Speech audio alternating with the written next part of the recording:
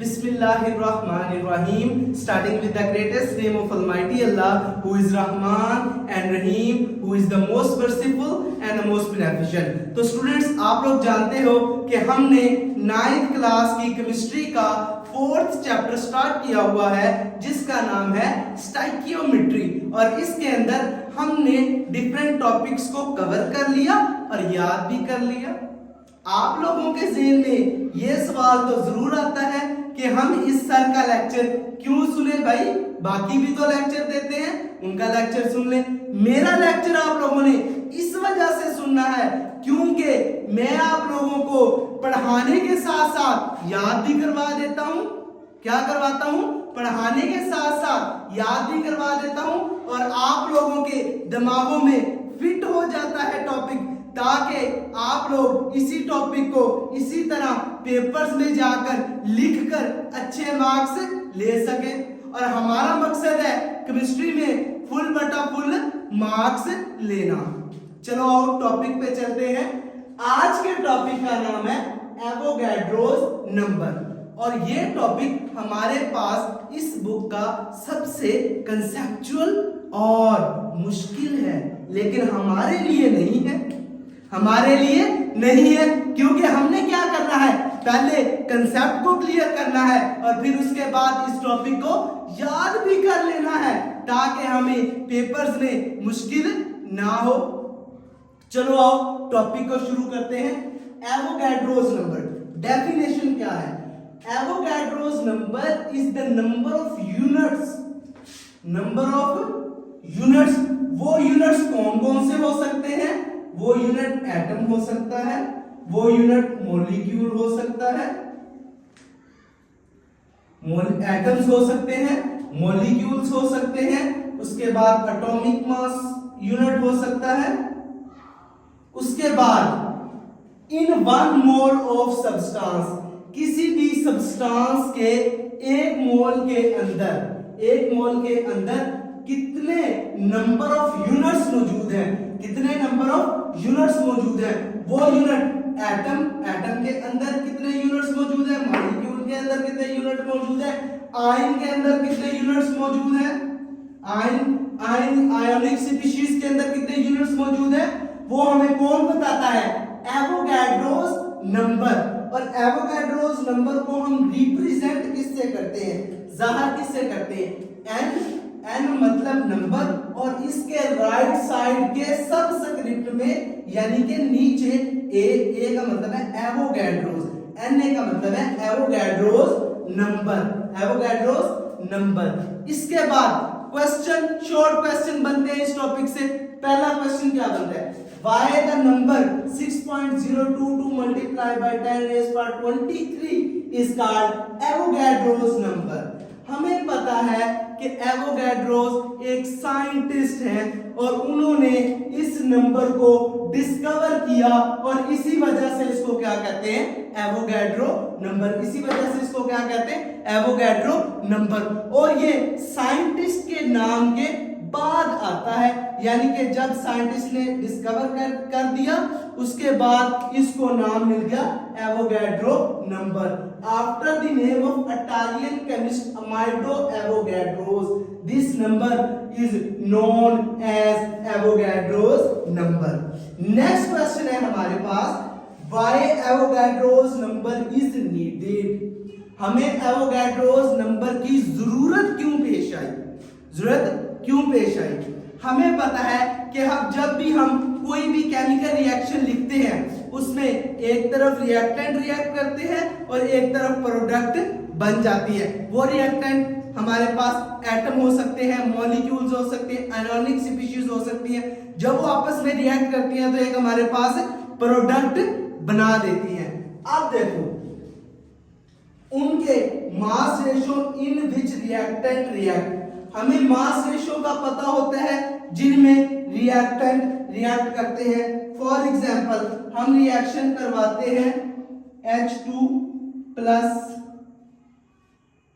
Oxygen, एक oxygen का atom, 2 hydrogen के एटम, क्या बन गया हमारे पास? Water molecule. इसमें देखो कि हाइड्रोजन का मास कितना है? 2, ऑक्सीजन के ऑक्सीजन एक है तो इसका है 16, 2 1s 2 8, इनके दरमियान 1:8, इनके दरमियान क्या है 1:8, लेकिन ये इतनी थोड़ी मिकदार के अंदर होते हैं कि हम इनको मेजर नहीं कर सकते। हमें अब ये चाहिए ग्राम्स के अंदर। किसके अंदर चाहिए? ग्राम्स के अंदर। तो ग्राम्स के अंदर फाइंड करने के लिए हमें जरूरत पड़ी एवोगैड्रोस नंबर की।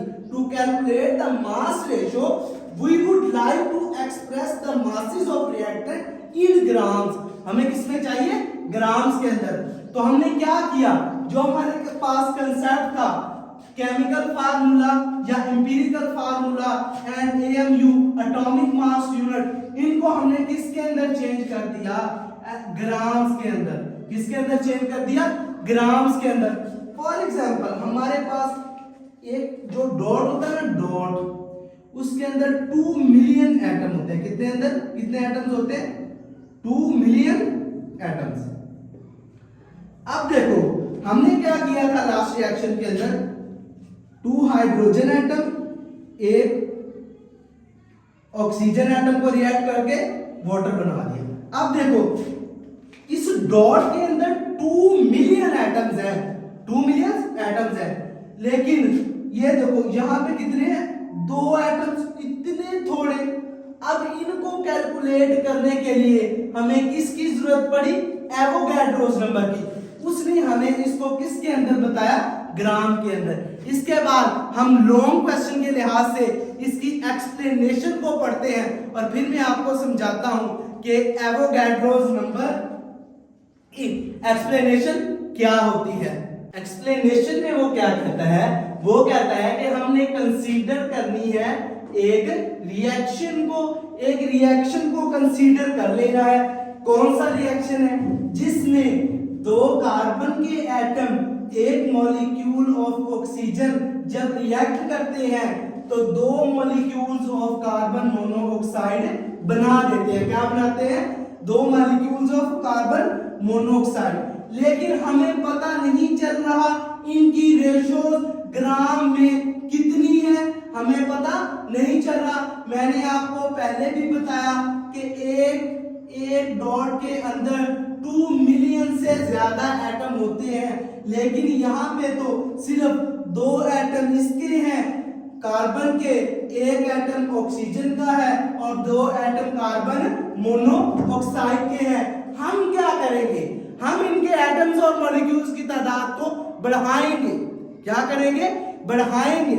कैसे बढ़ाएंगे वो मैं आपको बताता हूं। The masses of individual atom and molecules are so small, so increase the number of reactant species. जो रिएक्ट कर रही है उसी स्पीशीज के नंबर ऑफ एटम्स को बढ़ा दो। हमने क्या किया कि उनके नंबर ऑफ एटम्स को 100 से मल्टीप्लाई कर दिया। क्या कर दिया? मल्टीप्लाई कर दिया। मल्टीप्लाई करने से भी रेशो चेंज नहीं हुई। क्यों? जब इसके 200 हुए तो इसके 100, रेशो वही रहेगी। जब हमने और इंक्रीज किया, हमने कहा चलो 100 से काम नहीं चलेगा, हमने क्या किया? हमने 1000 से मल्टीप्लाई कर दिया। हमने 1000 से मल्टीप्लाई किया, लेकिन फिर भी रेशो चेंज नहीं हुई और हम ग्राम में इसको एक्सप्लेन करने से फेल हो गए। हमें नहीं पता चला कि इसको ग्राम में कैसे मापा जाए, हम इसको ग्राम में कब तक लेके किस वैल्यू तक लेके जा सकते हैं। वो वैल्यू हमें किसने दी? एवोगैड्रोस ने। एवोगैड्रोस ने क्या वैल्यू दी? 6.022 multiplied by 10⁻23। इतनी बड़ी वैल्यू दी जिसको हमने एक एटम को, उसको एक वैल्यू को हमने किसके? 1 ग्राम के इक्वल रख लिया। कितने ग्राम के? 1 ग्राम के इक्वल रखा। अब देखो वो क्या कहता है? वो कहता है by increasing the number of reacting species will not change the ratio. वो रेशो को चेंज नहीं कर रहे। अब देखो उसने हमें नंबर दे दिया कौन सा? 6.022। अब देखो ये जो 6.022 मल्टीप्लाइड बाय 10⁻23 है ना, ये हमारे पास 1 ग्राम के इक्वल होता है। कितने के? 1 ग्राम के इक्वल होता है। 1 ग्राम के इक्वल होता है, और इसके पास साथ होता है एटॉमिक मास यूनिट एएमयू। हमने क्या किया, हमने फिर इसी वैल्यू से क्या किया, रेशो को मापना शुरू किया। हमने क्या किया, 2 एटम्स है तो 2 हमने ये लिया, और हमारे पास कार्बन है तो हमने 6.022 मल्टीप्लाइड बाय 10⁻23 एवोगैड्रोस की वैल्यू ले ली।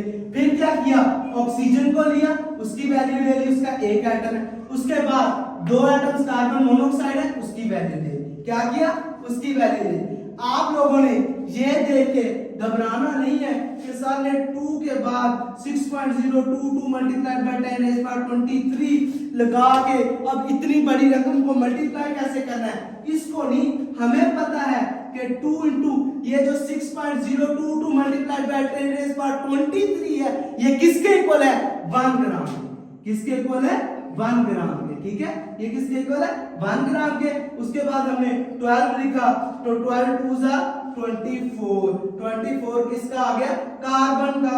कार्बन का आ गया 24, किसका आ गया, कार्बन का आ गया। इसके बाद क्या है, 6.022 मल्टीप्लाइड बाय 10⁻23 किसके बराबर होता है, 1 के, और मल्टीप्लाइड बाय 16 मल्टीप्लाइड बाय 16, और ये कितने हैं, ये एक मॉलिक्यूल है, 2 है, तो ये कितने आएंगे हमारे पास, 32 ग्राम। कितना आएगा हमारे पास ऑक्सीजन का, 32 ग्राम। इसी तरह कार्बन मोनोऑक्साइड ले लो, क्या ले लो, कार्बन मोनोऑक्साइड ले लो। इसके अंदर क्या होगा हमारे पास, क्या होगा हमारे पास 2 इंटू, हमारे पास कितने हैं कार्बन मोनोऑक्साइड के 2 मॉलिक्यूल्स हैं। ये एवोगैड्रोस की वैल्यू आ गई हमारे पास। इसको इनका एटॉमिक मास कितना है, 20, एटॉमिक मास यूनिट कितना है, 28। ये हमारे पास आएगा 56 gram of carbon monoxide produce होगी। कब, जब 24 gram of carbon and 32 gram of oxygen आपस में रिएक्ट करेंगे। अब हमें एवोगैड्रोस ने इनके दरमियान रेशो फाइंड करने का तरीका बता दिया कि हमने कैसे करनी है फाइंड, और हमने 1 ग्राम किसके इक्वल लेना है, 6.022 मल्टीप्लाइड बाय 10⁻23। उम्मीद है लॉन्ग की समझ आ गई। चैनल को सब्सक्राइब कर दो, वीडियो को लाइक कर दो, और वीडियो को उन बच्चों तक पहुंचा दो जो बच्चे फीस पे नहीं कर सकते। चैनल को सब्सक्राइब कर दो। अल्लाह हाफिज़।